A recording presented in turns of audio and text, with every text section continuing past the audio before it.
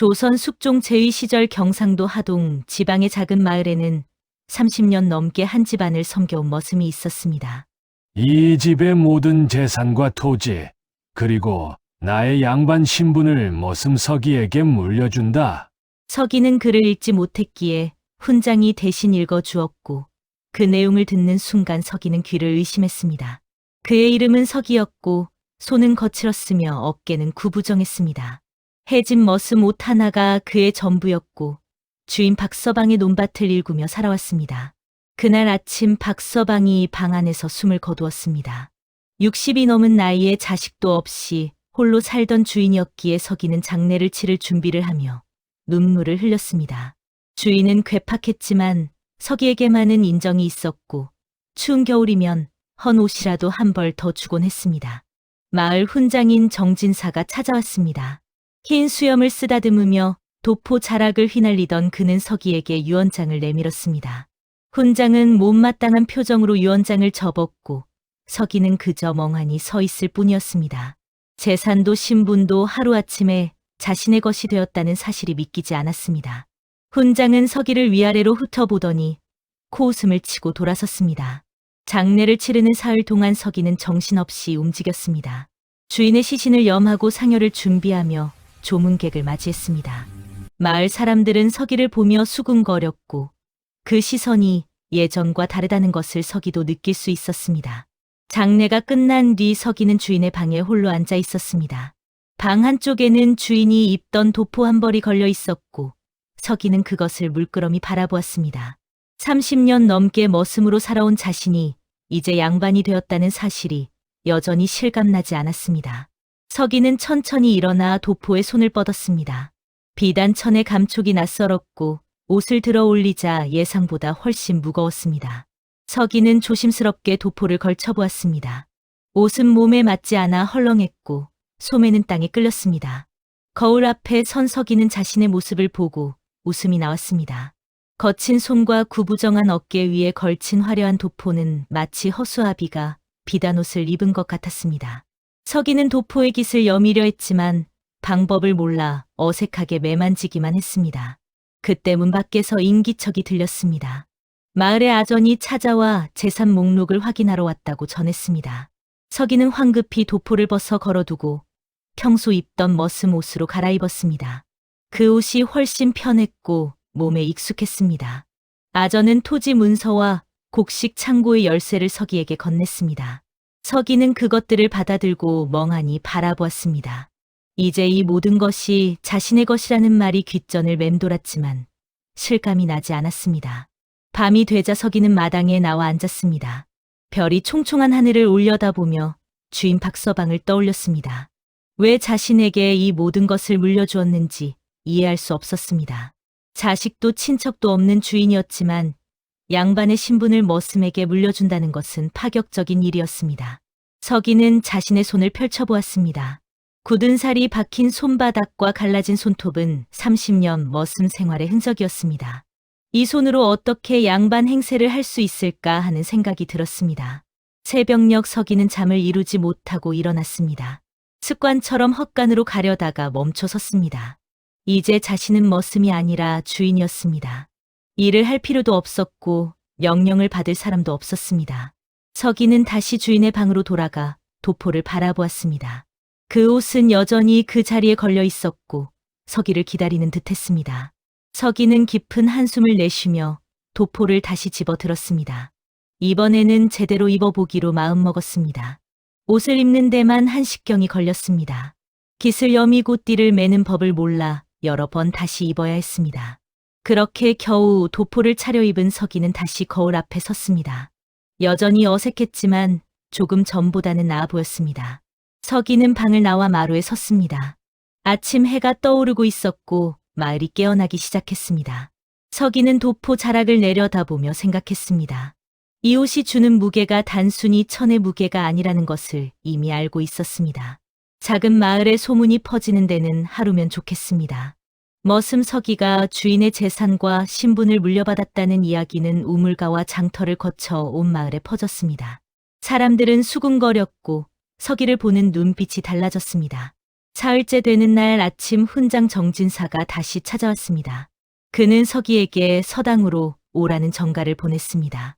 마을 양반들이 모여 차를 마시는 자리에 서기도 참석해야 한다는 것이었습니다. 서기는 거절하고 싶었지만 훈장의 단호한 태도에 고개를 끄덕일 수밖에 없었습니다. 서기는 다시 도포를 꺼내 입었습니다. 이번에는 조금 익숙해졌지만 여전히 불편했습니다. 깃을 여미고 띠를 매는 동안 서기의 손은 떨렸습니다. 거울을 보니 도포를 입은 자신의 모습이 여전히 낯설었습니다. 서당으로 가는 길은 짧았지만 서기에게는 천리길 같았습니다. 마을 사람들이 서기를 보며 고개를 숙였고 어떤 이는 놀란 표정으로 쳐다보았습니다. 서기는 고개를 들 수가 없었고 발걸음이 무거웠습니다. 서당 마당에 도착하자 이미 몇몇 양반이 모여 있었습니다. 모두 흰 도포를 입고 수염을 기른 노인들이었고 서기를 보자 속삭이기 시작했습니다. 훈장 정진사가 서기를 안으로 안내했고 서기는 마루 끝자락에 조심스럽게 앉았습니다. 차가 나왔습니다. 서기는 찻잔을 들어 올렸지만 어떻게 마셔야 할지 몰라 망설였습니다. 다른 양반들은 우아하게 차를 홀짝이며 담소를 나누었지만 서기는 그저 찻잔만 바라보고 있었습니다. 한 양반이 서기에게 물었습니다. 박서방 어르신께서 자네에게 큰 은혜를 베푸셨구만. 그런데 자네는 그를 아는가? 서기는 고개를 저었습니다. 순간 방 안이 조용해졌고 양반들은 서로 눈빛을 주고받았습니다. 훈장 정진사가 기침을 하며 말을 이었습니다. 양반이라면 천자문이라도 읽을 줄 알아야 하는 법인데 이것 참 난처하구만. 서기는 얼굴이 붉어졌습니다. 다른 양반들도 코웃음을 치거나 고개를 절레절레 흔들었습니다. 서기는 자리에서 일어나고 싶었지만 몸이 굳어 움직일 수 없었습니다. 훈장은 벽에 걸린 글씨를 가리키며 서기에게 읽어보라고 했습니다. 서기는 그저 먹으로 그려진 글자들만 바라볼 뿐이었습니다. 글자는 마치 벌레가 기어가는 것 같았고 하나도 알아볼 수 없었습니다. 한 양반이 비웃듯 말했습니다. 도포를 입었다고 양반이 되는 것은 아니지. 신분이란 옷이 아니라 학문과 덕행에서 나오는 법이네. 서기는 더 이상 참을 수 없었습니다. 일어서려는 순간 훈장이 손을 들어 제지했습니다. 훈장은 서기를 보며 말했습니다. 앞으로 서당에 나와 글을 배우면 된다고, 시간이 지나면 양반의 예법도 익힐 수 있을 것이라고 했습니다. 하지만 서기는 그 말이 위로가 되지 않았습니다. 양반들의 시선에서 느껴지는 것은 동정이 아니라 조롱이었습니다. 서기는 고개를 숙인 채 자리에서 일어났고 훈장에게 먼저 실례하겠다고 말했습니다. 서당을 나서는 서기의 발걸음은 비틀거렸습니다. 도포 자락이 발에 걸려 넘어질 뻔했고 서기는 황급히 옷자락을 걷어 올렸습니다. 마을 사람들이 그런 서기를 보며 수군거렸지만 서기는 아랑곳하지 않았습니다. 집으로 돌아오는 길에 서기는 우물가를 지나쳤습니다. 몇몇 안악이 빨래를 하고 있었고 서기를 보자 허리를 굽혀 인사했습니다. 서기는 어색하게 고개를 끄덕였지만 그들의 눈빛에서 진심을 읽을 수 없었습니다. 집에 도착한 서기는 도포를 벗어던지듯 벗었습니다. 다시 머슴 옷을 입자 그제야 숨을 쉴 수 있었습니다. 서기는 마당에 주저앉아 하늘을 올려다보았습니다. 구름은 천천히 흘러가고 있었지만 서기의 마음은 무겁기만 했습니다. 저녁 무렵 마을 이장이 찾아왔습니다. 그는 서기에게 마을 회의에 참석해 달라고 청했습니다. 이제 서기도 양반이니 마을 일에 의견을 내야 한다는 것이었습니다. 서기는 거절하고 싶었지만 이장의 간곡한 부탁에 고개를 끄덕였습니다. 그날 밤 서기는 잠을 이루지 못했습니다. 서당에서 겪은 일이 계속 떠올랐고 양반들의 비웃음이 귓전에 맴돌았습니다. 서기는 자신이 왜 이런 삶을 살아야 하는지 이해할 수 없었습니다. 새벽녘 서기는 헛간으로 갔습니다. 예전에 자신이 쓰던 농기구들이 그대로 있었고 서기는 낫을 집어 들었습니다. 손에 익은 무게감이 느껴졌고 서기는 그제야 조금 마음이 편해졌습니다. 서기는 논으로 나갔습니다. 아직 해가 뜨지 않은 어둠 속에서 서기는 낫을 휘둘러 잡초를 베기 시작했습니다. 땀이 흘렀고 손바닥이 얼얼했지만 서기는 멈추지 않았습니다. 이것이 자신이 할 수 있는 일이었고 이것이 자신의 자리였습니다. 해가 떠올랐을 때 서기는 논 한가운데 주저앉아 있었습니다. 손에는 물집이 잡혔고 옷은 땀으로 흠뻑 젖었습니다.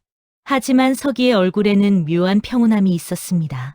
서기는 자신이 양반이 될 수 없다는 것을 깨달았습니다. 도포를 입고 서당에 앉아 있어도 자신은 여전히 머슴이었습니다.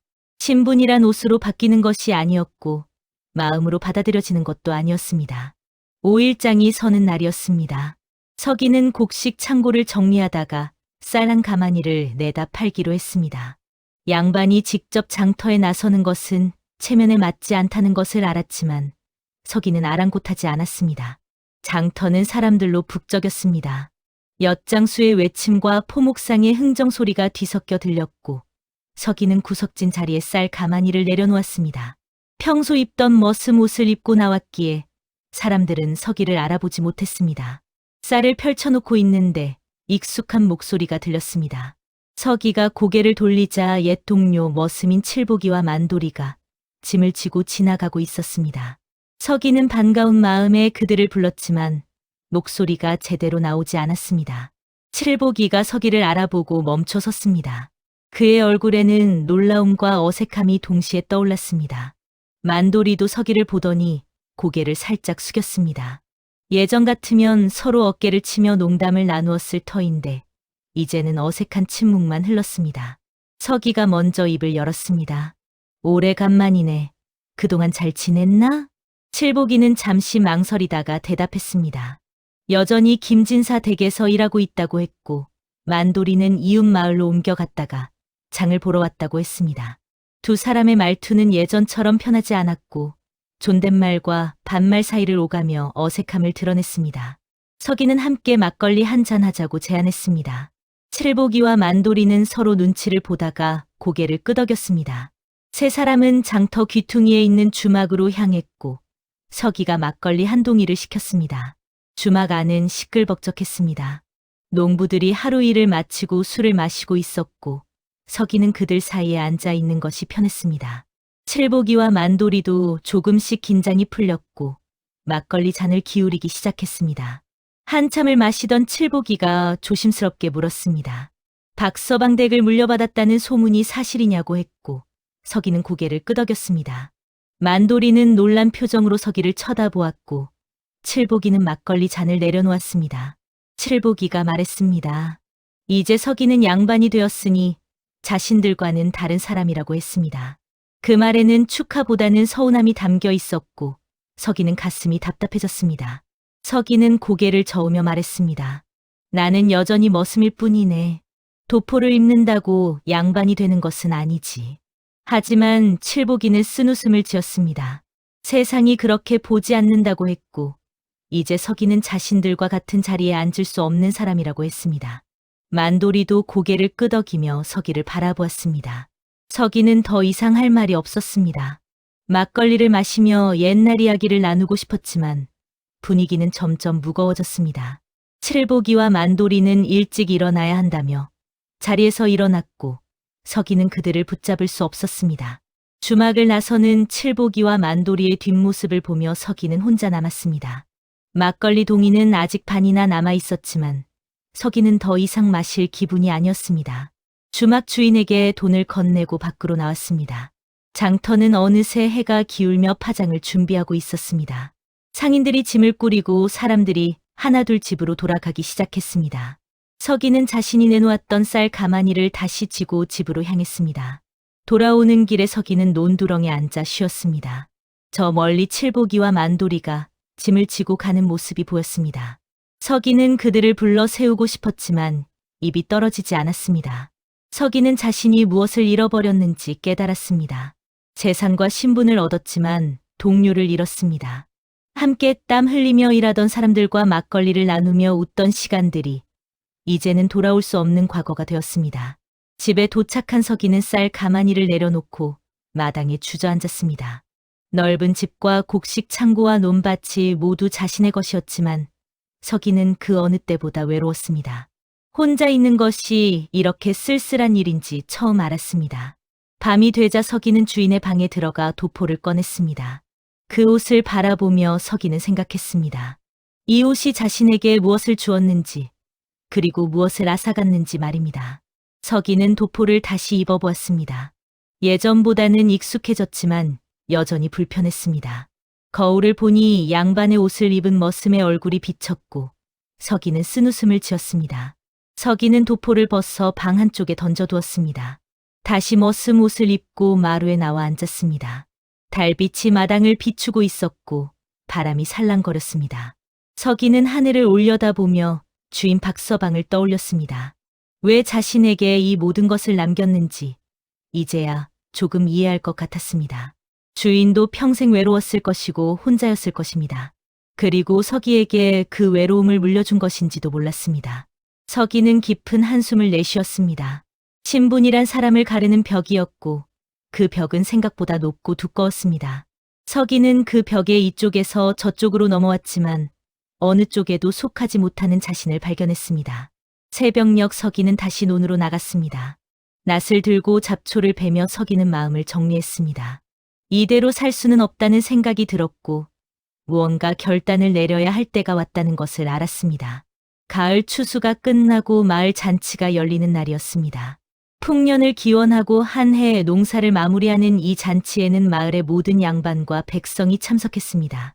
서기도 초대를 받았고 이번에는 거절할 수 없었습니다. 서기는 도포를 꺼내 입었습니다. 이제는 제법 익숙해졌지만 여전히 무거웠습니다. 거울을 보며 깃을 여미고 띠를 매는 서기의 손놀림은 예전보다 자연스러웠습니다. 하지만 거울 속 자신의 눈빛은 공허했습니다. 마을 회관에 도착하자 이미 많은 사람이 모여 있었습니다. 양반들은 상석에 앉아 술을 마시고 있었고 백성들은 마당에서 음식을 나누고 있었습니다. 서기는 어디에 앉아야 할지 몰라 입구에 서 있었습니다. 훈장 정진사가 서기를 발견하고 손짓했습니다. 상석 한쪽 자리를 가리키며 앉으라고 했고 서기는 마지못해 그곳으로 걸어갔습니다. 양반들이 서기를 보며 고개를 끄덕였지만 그들의 눈빛에는 여전히 경계심이 담겨 있었습니다. 술상이 차려지고 음식이 들어왔습니다. 양반들은 시를 읊고 풍류를 논하며 시간을 보냈습니다. 서기는 그들의 대화를 이해할 수 없었고 그저 고개만 끄덕이며 술잔을 기울였습니다. 한 양반이 서기에게 물었습니다. 요즘 농사는 어떠냐고 했고 서기는 대답하려다 멈췄습니다. 양반이 농사 이야기를 하는 것은 예의에 어긋난다는 것을 알았기 때문입니다. 서기는 그저 괜찮다고만 답했습니다. 훈장 정진사가 술에 취해 목소리를 높이기 시작했습니다. 요즘 세상이 어지럽다며 신분 질서가 무너지고 있다고 개탄했습니다. 머슴이 양반이 되고 상놈이 버젓이 양반 행세를 한다며 혀를 찼습니다. 서기는 그 말이 자신을 겨냥한 것임을 알았습니다. 다른 양반들도 맞장구를 치며 신분은 하늘이 정한 것이라고 했습니다. 아무리 옷을 바꿔 입어도 타고난 신분은 바뀔 수 없다고 했습니다. 서기는 술잔을 내려놓았습니다. 가슴 속에서 무언가가 끓어오르는 것을 느꼈습니다. 지난 몇 주 동안 참아왔던 분노와 서러움이 한꺼번에 치밀어 올랐습니다. 한 양반이 웃으며 말했습니다. 박서방 어르신도 참 묘한 일을 하셨네. 머슴에게 신분을 물려주다니 말이야. 다른 양반들이 낄낄거리며 웃었습니다. 서기는 주먹을 불끈 쥐었습니다. 훈장 정진사는 술잔을 들어 올리며 서기를 쳐다보았습니다. 그의 눈빛에는 조롱이 가득했습니다. 서기는 천천히 일어서서 도포의 깃을 풀고 띠를 풀고 도포를 벗기 시작했습니다. 양반들이 놀라 서기를 쳐다보았고 웃음소리가 멎었습니다. 훈장이 황급히 말했습니다. 이게 무슨 짓인가? 예의를 모르는 것도 유분수지. 서기는 도포를 완전히 벗어 손에 들고 양반들을 천천히 둘러보았습니다.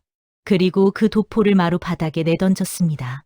비단 옷이 바닥에 떨어지며 먼지가 일었습니다. 이 옷은 제게 맞지 않습니다. 신분이란 옷으로 만들어지는 것이 아니고 여러분의 인정으로 얻어지는 것도 아니더군요. 양반들은 말문이 막혔습니다. 서기는 지난 몇 주 동안 양반 행세를 해보았지만 동료들은 자신을 외면했고 양반들은 자신을 조롱했다고 했습니다. 서기는 품속에서 재산 문서를 꺼내 훈장 정진사 앞에 내려놓았습니다. 훈장은 어리둥절한 표정으로 문서를 내려다보았습니다. 이 재산은 마을 서당에 기증하겠습니다. 가난한 아이들이 글을 배울 수 있도록 쓰십시오. 저는 더 이상 이 신분을 원하지 않습니다. 서기는 마루를 내려와 마당으로 걸어갔습니다. 백성들이 놀란 표정으로 서기를 바라보았습니다. 서기는 그들 사이를 지나 회관 밖으로 나왔습니다. 밤하늘에는 별이 총총했습니다. 서기는 깊은 숨을 들이마셨습니다. 가슴이 뻥 뚫린 것 같았고 어깨가 가벼웠습니다. 도포를 벗어던진 순간 서기는 비로소 자유를 느꼈습니다. 집으로 돌아가는 길에 서기는 멈춰 섰습니다. 그 집은 이제 자신의 집이 아니었습니다. 서기는 방향을 틀어 마을 밖으로 향했습니다. 가야 할 곳이 어딘지는 몰랐지만 여기에 머물 수는 없었습니다. 서기는 헛간으로 가서 자신의 낡은 보따리를 꺼냈습니다. 그 안에는 해진 옷가지 몇 벌과 주인이 예전에 준 낡은 버선이 들어 있었습니다. 서기는 보따리를 메고 다시 밖으로 나왔습니다. 마을 어귀를 지날 때 서기는 뒤를 돌아보았습니다. 회관에서는 여전히 불빛이 새어나오고 있었고 웅성거리는 소리가 들렸습니다. 서기는 고개를 돌리고 앞만 보며 걸었습니다. 논두렁길을 따라 걷는 서기의 발걸음은 가벼웠습니다. 아무것도 가지지 않았지만 서기는 홀가분했습니다. 재산도 신분도 버렸지만 잃은 것보다 얻은 것이 더 크다는 생각이 들었습니다. 새벽녘 서기는 마을 경계를 넘어섰습니다. 뒤에서 누군가 부르는 소리가 들렸지만 서기는 멈추지 않았습니다. 앞으로 어디로 갈지 무엇을 할지는 몰랐지만 두렵지 않았습니다. 서기는 고개를 들어 하늘을 올려다보았습니다. 동쪽 하늘이 붉게 물들고 있었고 새벽 해가 떠오르고 있었습니다. 서기는 그 빛을 향해 걸음을 옮겼습니다. 길가에는 들국화가 피어 있었습니다. 서기는 그 꽃을 보며 미소 지었습니다. 작고 보잘것없지만 누구의 허락도 받지 않고 피어난 그 꽃이 아름다웠습니다. 서기는 지팡이 하나를 주워 들었습니다. 그리고 그것에 의지해 천천히 걸어갔습니다. 어디로 가는지는 중요하지 않았습니다. 중요한 것은 이제 자신이 자유롭다는 것이었습니다. 마을 뒤편 산자락에 올라섰을 때 서기는 잠시 멈춰 섰습니다. 저 아래로 마을 전체가 내려다 보였고 자신이 살았던 집도 보였습니다. 서기는 그곳을 향해 작게 고개를 숙였습니다. 그리고 다시 앞을 향해 걸었습니다. 서기의 뒷모습은 초라했지만 어깨는 펴져 있었고 걸음걸이는 당당했습니다. 신분도 재산도 없었지만 서기는 그 어느 때보다 자유로웠습니다. 하동을 떠난 서기는 남쪽으로 향했습니다. 보따리 하나와 지팡이 하나가 전부였지만 서기의 발걸음은 가벼웠습니다. 가을 하늘은 높고 푸르렀으며 들판에는 코스모스가 바람에 흔들리고 있었습니다. 사흘째 되는 날 서기는 작은 주막에 들러 막걸리 한 잔을 시켰습니다. 옆 상에는 장사치들이 앉아 세상 돌아가는 이야기를 나누고 있었습니다. 서기는 그들의 이야기를 들으며 조용히 술을 마셨습니다.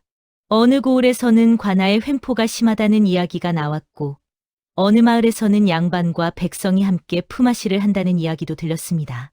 세상은 넓었고 다양했습니다. 주막을 나선 서기는 다시 길을 걸었습니다.